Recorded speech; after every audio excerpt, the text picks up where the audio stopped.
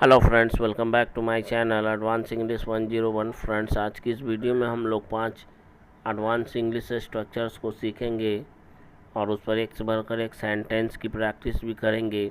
लेकिन इस वीडियो को शुरू करने से पहले मैं आपसे रिक्वेस्ट करना चाहूँगा, अभी तक आपने हमारे चैनल को सब्सक्राइब नहीं किया है तो प्लीज़ सब्सक्राइब करें, लाइक करें, शेयर करें।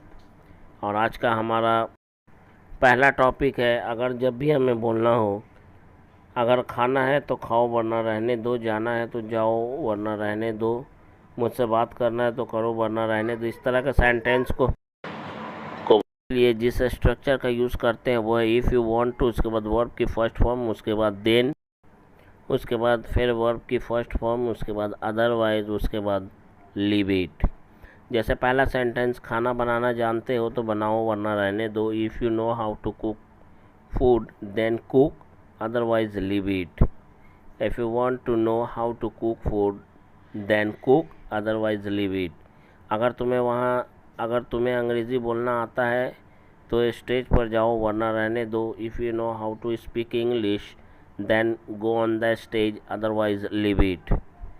If you know how to speak English then go on the stage, otherwise leave it.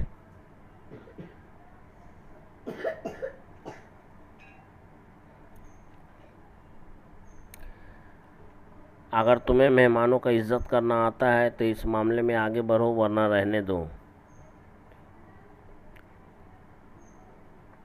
If you know how to respect the guest then go ahead, otherwise leave it. If you know how to respect the guest की जगह पे entertain the guest भी बोल सकते हैं। If you know how to entertain the guest then go ahead, otherwise leave it. अगर तुम्हें मुझसे बात करनी है तो ढंग से बात करो वरना रहने दो।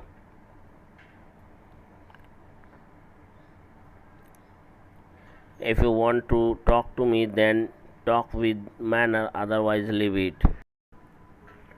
If you want to talk to me then talk with manner, otherwise leave it. अगर तुम्हें यहाँ खाना खाना है तो शांति से खाओ वरना कहीं और जाओ।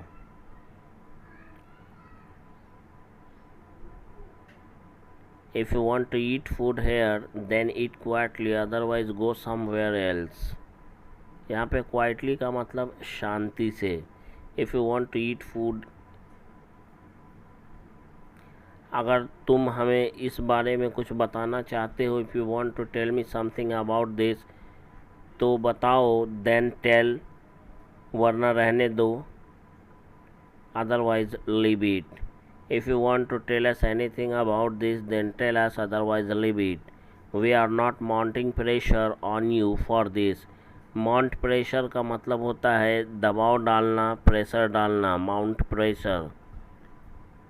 अगर तुम्हें रश्मिका से शादी करना है तो करो वरना रहने दो। करना है मतलब करना चाहते हो। इफ़ दोनों तरह से हम इसे बना सकते हैं। If you have to marry Rashmika then marry, otherwise leave it. या फिर ऐसे बोल सकते हैं, if you want to marry Rashmika then marry, otherwise leave it.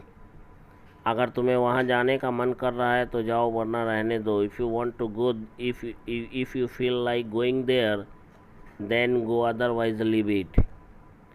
If you feel like going there then go, otherwise leave it. मन करना के लिए feel like का यूज़ करते हैं। feel like प्लस वर्ब के ing फॉर्म का यूज़ करते हैं। जब भी मन करना से जुड़ा हुआ कोई सेंटेंस बोलना हो तो feel like प्लस वर्ब के ing फॉर्म का यूज़ करते हुए सेंटेंस को बनाते हैं हम लोग।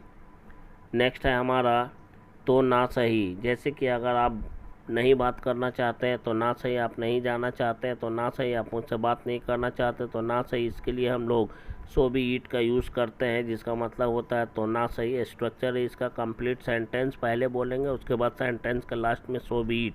अगर तुम मेरे सवालों का जवाब नहीं देना चाहते तो ना सही। If you don't want to answer my questions so be it. अगर तुम्हें मेरी बातों का बुरा नहीं लगता तो ना सही। If you don't feel bad of my words so be it. If you don't feel bad of my words so be it. Feel bad का मतलब होता है बुरा लगना या बुरा मानना। अगर तुम उससे शादी नहीं करना चाहते तो ना से, if you don't want to marry her so be it. Sentence के बाद कॉमा हम ज़रूर डालेंगे। अगर रिटन में लिख रहे हैं, अगर हम सेंटेंस बनाते समय कॉमा डालना ज़रूरी है। अगर उसे अंग्रेज़ी बोलना पसंद नहीं तो ना सही, if he doesn't like to speak English so be it, या फिर यूँ बोले if he doesn't want to speak English so be it. If he doesn't want to speak English so be it. ले जाना, ये बहुत इम्पॉर्टेंट है। ले जाना, इसके लिए हम लोग टेक का यूज़ करते हैं। टेक समवन टू समवेयर, किसी को कहीं ले जाना, इसके लिए हम लोग ध्यान रखेंगे टेक का यूज़ करते हैं। टेक के बाद हम लोग जिसको ले जाने की बात की जा रही है, मुझे, उसे, उन्हें, उन लोगों को, हम लोग टेक के बाद उसकी बात करते हैं, यानी उसके बारे में बोलते हैं। और कहाँ ले जाना है उसके बाद हम लोग जगह का या जिस व्यक्ति के पास ले जाना है उसकी चर्चा करते हैं, उसके बारे में बताते हैं। टेक समवन टू समवेयर, किसी को कहीं लेकर जाना। स्ट्रक्चर है इसका, प्रेजेंट में अगर हम लोग बात करते हैं प्रेजेंट की, तो सब्जेक्ट के अनुसार टेक और टेक्स का यूज़ करेंगे, और पास्ट की बात करेंगे तो टूक और टेकन का यूज़ करेंगे अकॉर्डिंग टू टेंस। उसके बाद ऑब्जेक्ट, उसके बाद टू, उसके बाद नेम ऑफ द प्लेस, जगह का नाम लिखेंगे। जैसे मैं हर दिन उसे अपने साथ पार्क ले जाता हूँ, तो इसके लिए हम लोग कहेंगे I take him to the park every day. I take him to the park with me, अपने साथ, I take him to the park with me every day. मैं हर दिन उसे अपने साथ पार्क ले जाता हूँ। मैं अपने बीमार पिताजी को हर सोमवार को डॉक्टर के पास लेकर जाता हूँ। I take my father to the doctor on every Monday. I take my ailing father to the doctor on every Monday. Ailing father का यहाँ पे मतलब होता है बीमार पिताजी। I take my father, ailing father to the doctor on every Monday. वह अपने बेटे को यहाँ से ले गया। यह सिंपल पास्ट टेंस का है ये सेंटेंस, इसलिए टेक से टुक हो जाएगा। He took his son from here, वह अपने बेटे को यहाँ से ले गया। He took his son from here. क्या तुम कभी अपनी पत्नी को अपने साथ उसके माता पिता के घर ले गए हो? इस सेंटेंस को बोलने के लिए हम लोग कहेंगे have you ever taken your wife to her parents house with you. With you का मतलब यहाँ पे होता है अपने साथ। Have you ever taken your wife to her parents house with you. वह अपने साथ अपनी गर्लफ्रेंड को भी मुंबई ले गया है। इसके लिए हम लोग कहेंगे he has taken his girlfriend to Mumbai with him, या फिर यूँ बोले he has taken his girlfriend with him to Mumbai. दोनों कंडीशन में आपका सेंटेंस सही होगा। तुम चिंता मत करो, यू डोंट वरी, तुम चिंता मत करो, आज मैं तुम्हें तुम्हारे कॉलेज ले जाऊंगा। Today I will take you to your college. या फिर यूँ बोले you don't worry I will take you to your college today. Today को आप आगे पीछे कर देंगे तो सेंटेंस आपका गलत नहीं होगा। ज़रूरत से ज़्यादा, इसके लिए हम लोग मोर देन इनफ का यूज़ करते हैं, जिसका मतलब होता है ज़रूरत से ज़्यादा। जब भी बोलना हो ज़रूरत से ज़्यादा मत बोलो, ज़रूरत से ज़्यादा मत सोचो, ज़रूरत से ज़्यादा मत खाओ, ज़रूरत से ज़्यादा मत उछलो, मत कूदो। इसके लिए हम लोग मोर देन इनफ का यूज़ करते हैं। और स्ट्रक्चर की बात करें तो इसका स्ट्रक्चर बिल्कुल आसान है। सबसे पहले हम लोग अपना सेंटेंस कंप्लीट करेंगे और लास्ट में मोर देन इनफ का यूज़ करेंगे। वीडियो अच्छा लगता है तो लाइक करें, शेयर करें, सब्सक्राइब करें और कमेंट ज़रूर करें।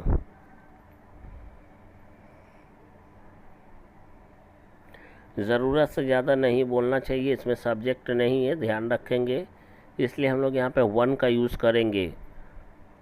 One should not speak more than enough. One should not speak more than enough. One should not speak more than enough.